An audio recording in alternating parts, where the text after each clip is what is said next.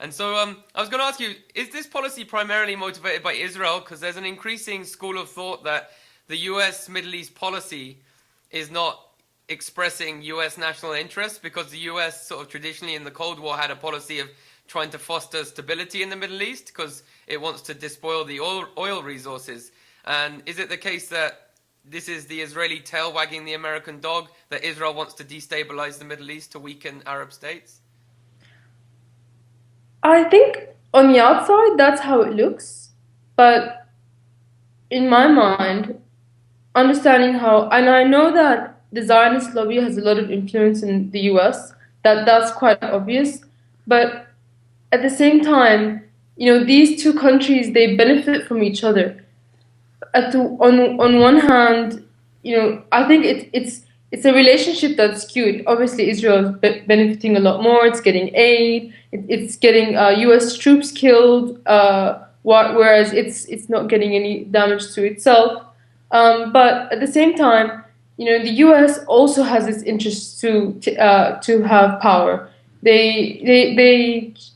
Their interests are aligned. They're almost as one state. So the it's difficult for me to say it's just Israel leading everything on, because it's contrary to how I understand countries and how they work. Mhm. And I think I've never seen a country that directly acts against its own interests unless it's heavily controlled. So yeah, you could argue that the U.S. is heavily controlled. You could argue that Israel is also a useful tool of the U.S.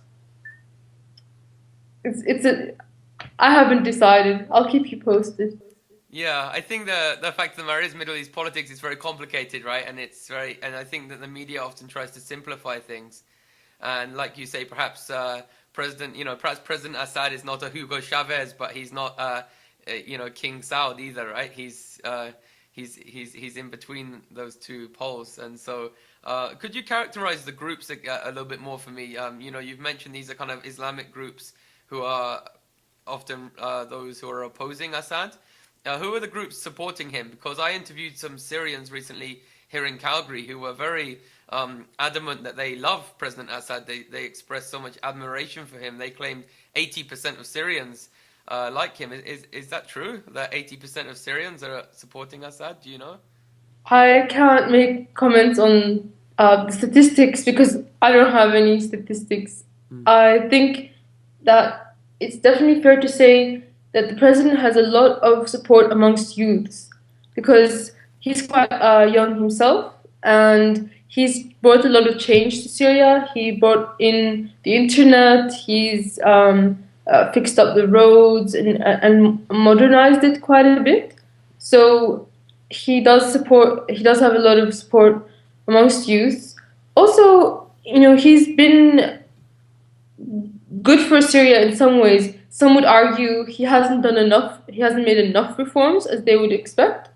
Um, it's difficult because he's just a figurehead.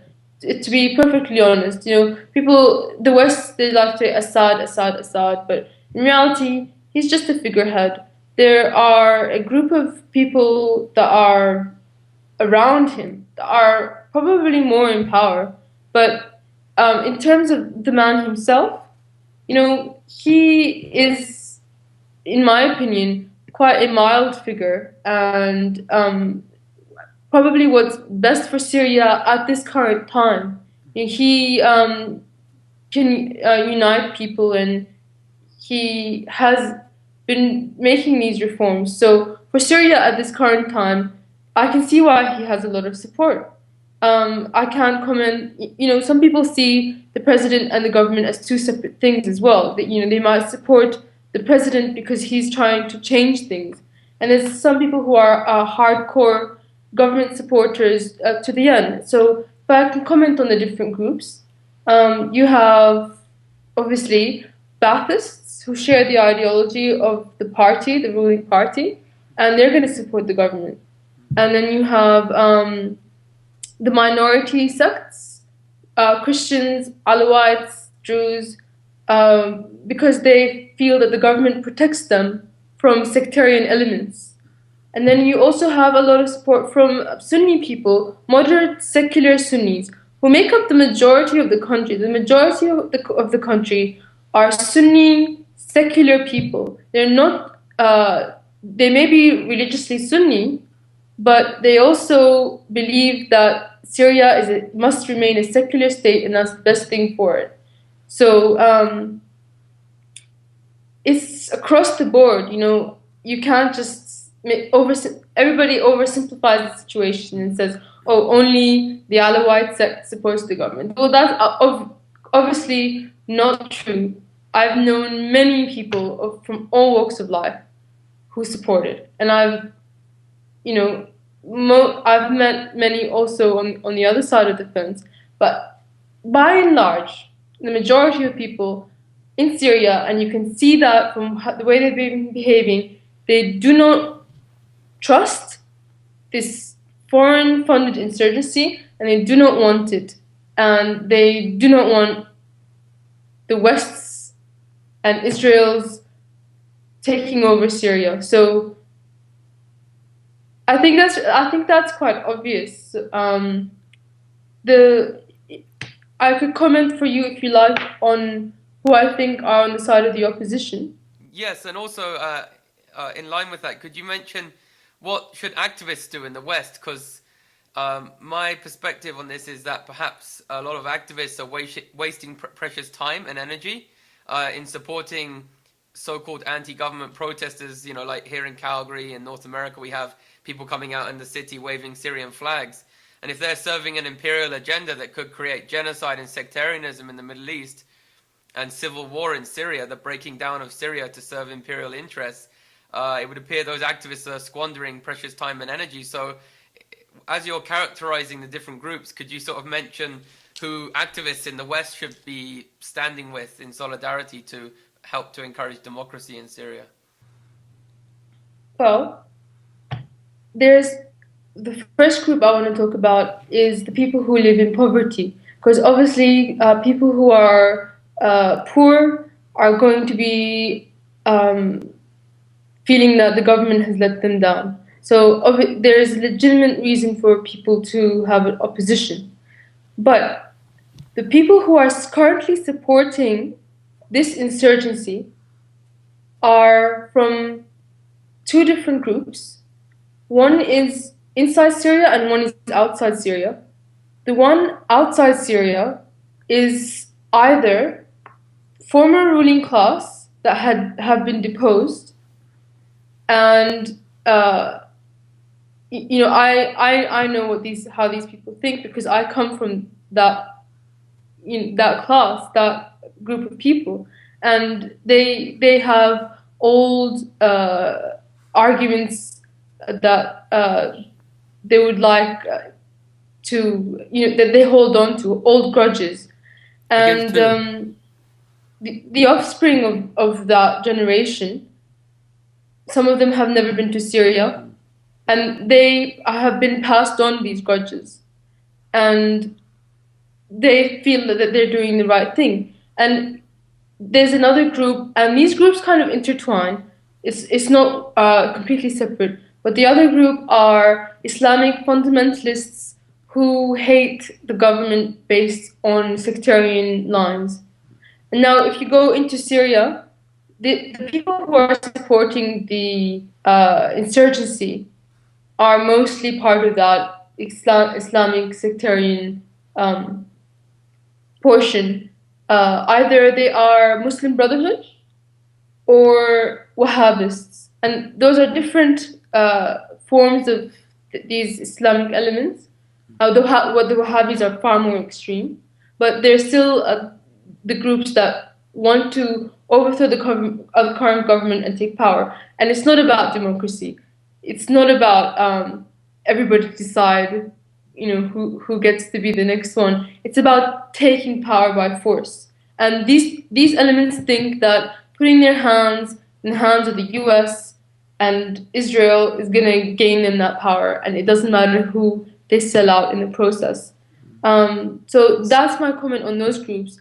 And now for the West and the activists, you know, I think left-wing activists, even the ones who don't support um, intervention, feel that they must support this insurgency based on their ideology. You know, they have this idea of what a revolution should be like, and every situation that they see, doesn't matter what the facts are, they have to put it into that cookie cutter revolutionary narrative that they stick to, and that's basically towing the party line, and that's why they support it.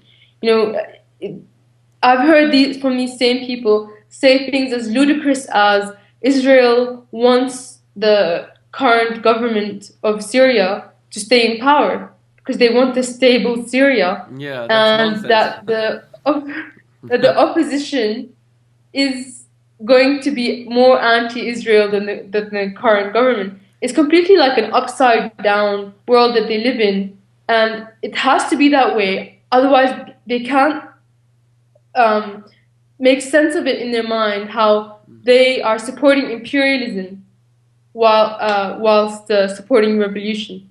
So that's my comment on the socialists.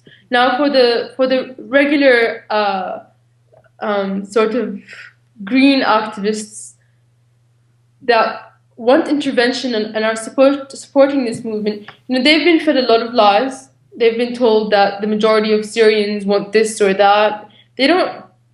What I would like to say to them is, you don't know what the majority of Syrians want. I mean, I'm Syrian and I don't know that. I at least know for absolutely sure that they don't want foreign intervention.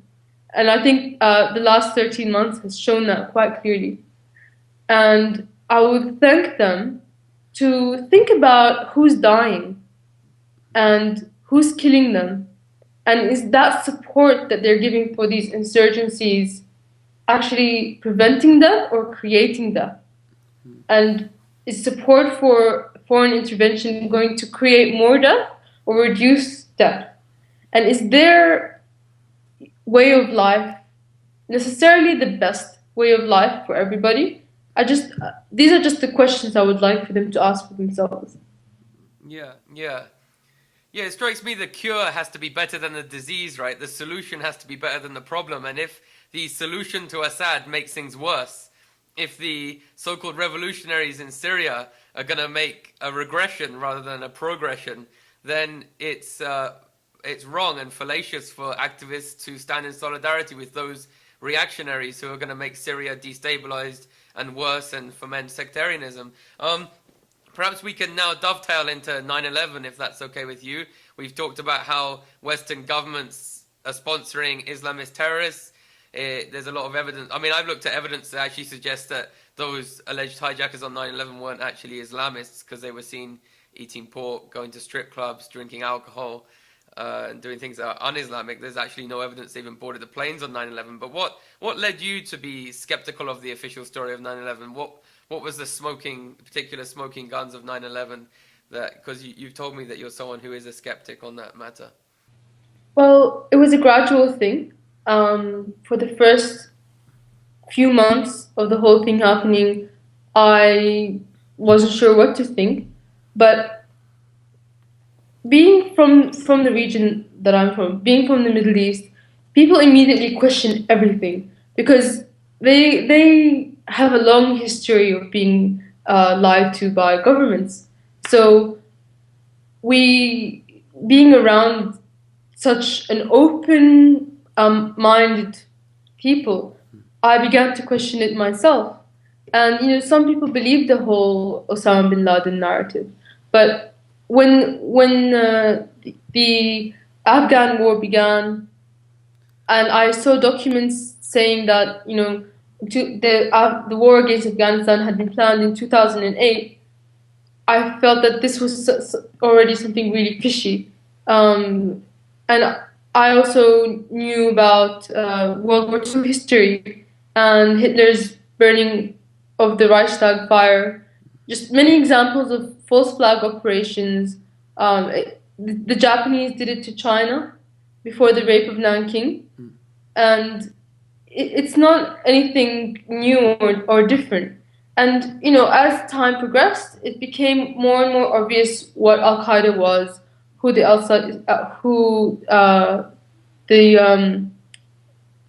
the so-called Osama bin Laden crew are, and it's sort of snowballed. And for me at the moment, you could talk about Building 7, you could talk about hijackers, but if you just watch the towers fall, I think it's if you, without listening to anybody else, without looking at any facts, if you just watch them fall, you will see that they have not collapsed due to some melting. They've collapsed uniformly and at free fall speed, and it looks like explosives were used. I mean, if you had shown this video to anybody who had no idea about September 11th, who had no idea about terrorism or anything, just shown them these videos of buildings collapsing, they will tell you that it looks like explosives. Because if it had been, as the official story is, if it had been steel melting, it wouldn't have collapsed so uniformly.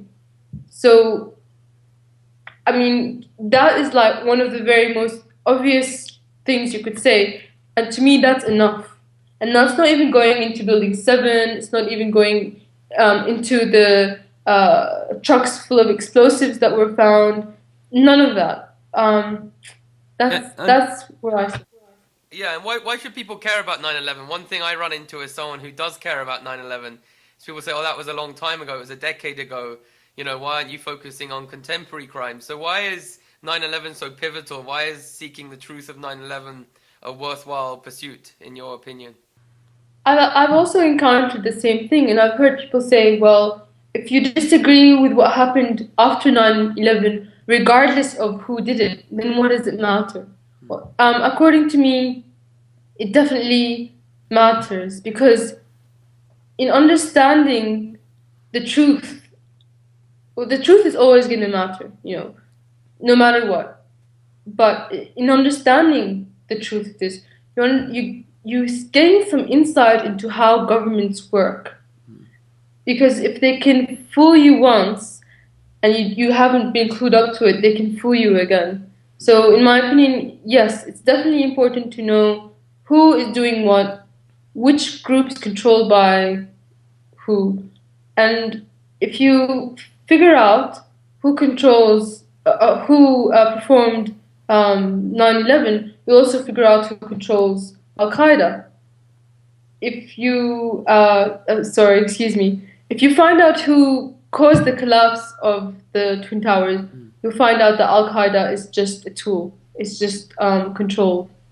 And that's not the first terrorist false flag incident that's happened. So it's definitely important. I mean, in some ways, it changed the world.